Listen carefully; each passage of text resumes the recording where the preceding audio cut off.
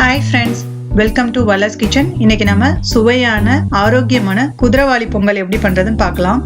இந்த குதிரைவாலியில வந்துட்டு fibre content ரொம்ப நிறைய இருக்கிறதுனால வெயிட் லாஸ்க்கு ரொம்பவே நல்லது. இதுல அயர்ன் நிறைய இருக்கனால ரத்த சோகை வராம தடுக்கும்.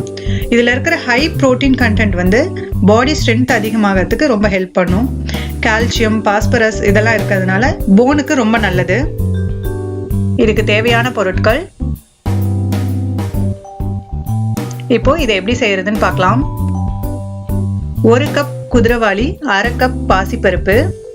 இதை ரெண்டையும் நல்லா கழுவிட்டு குக்கர்ல போட்டு 1 கப் குதிரைவாலிக்கு 3.5 கப் தண்ணியும் 1/2 கப் பாசிப்பருப்புக்கு 1 கப் தண்ணியும் எடுத்துக்கோங்க. மொத்தமா 4.5 கப் தண்ணி எடுத்துக்கோங்க.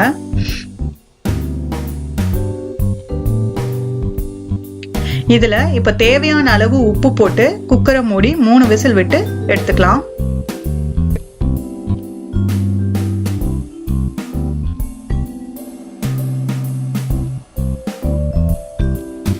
இப்போ குக்கர் விசில் வர்றதுக்குள்ள நம்ம பொங்கலை தாளிக்கிறதுக்கு ரெடி பண்ணிக்கலாம். ஒரு பாத்திரத்துல 2 டேபிள் ஸ்பூன் நெய் போட்டு சூடானதும் 1 டீஸ்பூன் சீரகம், 1 பச்சை மிளகாய், கொஞ்சம் கருவேப்பிலை, தேவையான அளவு முந்திரி. இதுல நீங்க வேணும்னா இஞ்சியை பொடியா நறுக்கி போட்டுக்கலாம், அதுவும் ரொம்ப நல்லா இருக்கும். இதெல்லாம் நல்லா ஃப்ரை ஆன அப்புறம்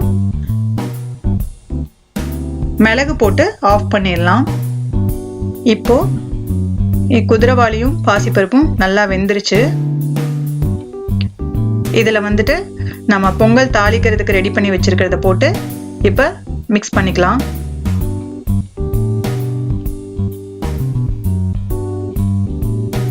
சுவையான ஆரோக்கியமான குதிரைவாலி பொங்கல் ரெடி ஆயிடுச்சு. இதை நீங்களும் கண்டிப்பா ட்ரை பண்ணி பாருங்க. உங்களுக்கு பிடிச்சிருந்ததுன்னா லைக் பண்ணுங்க, உங்க ஃப்ரெண்ட்ஸ் கூட இதை ஷேர் பண்ணுங்க.